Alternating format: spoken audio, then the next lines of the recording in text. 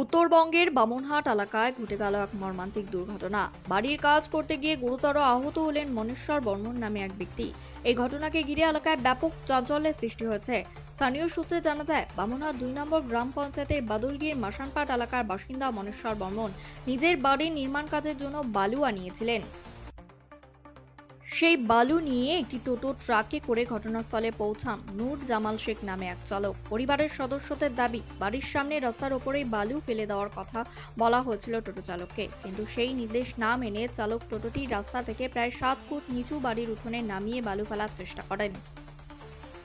আর সেখানেই ঘটে যায় ভয়াবহ বিপত্তি। নিচু জায়গায় টোটো নামানোর সময় চালক গাড়ির নিয়ন্ত্রণ হারিয়ে ফেলেন। মুহূর্তের মধ্যেই বালু বোঝাই টোটোটি উল্টে পড়ে যায়। আর সেই সময় ঘটনাস্থলে উপস্থিত ছিলেন বাড়ির মালিক মনেশ্বর বর্মন।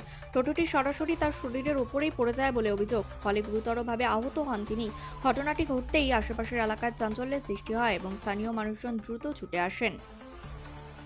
পরিস্থিতি গুরুতর বুঝতে পেরে পরিবারের সদস্য এবং স্থানীয় বাসিন্দারা তড়িঘড়ি করে আহত মনেশ্বর বর্মনকে উদ্ধার করেন এবং তাকে দ্রুত নিয়ে যাওয়া হয় বামনহাট ব্লক প্রাথমিক স্বাস্থ্যকেন্দ্রে। সেখানে চিকিৎসকেরা প্রাথমিক চিকিৎসা করার পর তার শারীরিক অবস্থা আশঙ্কাজনক হওয়ার উন্নত চিকিৎসার জন্য দিনহাটা মহকুমা হাসপাতালে রেফার করে দেন। এদিকে দুর্ঘটনার পরেই ঘটনাস্থল ছেড়ে পালিয়ে যায় টোটো চালক নূর জামাল শেখ বলে অভিযোগ উঠেছে।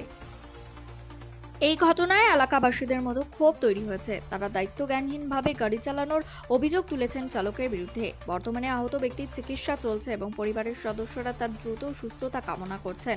এই ঘটনায় ঠিক কিভাবে দুর্ঘটনা ঘটলো এবং সেই সময় উপস্থিত প্রত্যক্ষদর্শীরা কি বলছেন, চলুন শুনে নেওয়া যাক এক আত্মীয়র মুখেই। গাড়ির থেকেই গাড়িটা বালুতে যাচ্ছে, বালুটি আমরা নামাতে বলছি যে লাইনে ওনাকে বললেন যদি করতে পারো হ্যান্ডেলটা। কি গাড়ি ছিল? সিটি গাড়ি, সিটি ট্রাক সিটিগুলো। হ্যাঁ ট্রাক সিটিগুলা।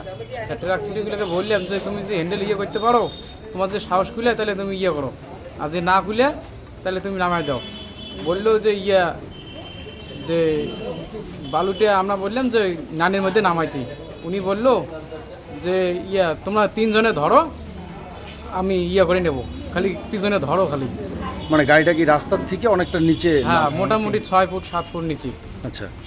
তারপরে গাড়িটা হ্যান্ডেলটা করে টাইমও পায় নাই, আর পুড়ে লাগাতেছে বেড়ার মধ্যে। একটা ছেলে কোনায় লাগছে ওদের, আর ইনি পুড়ে চাকার তলে পড়ছে।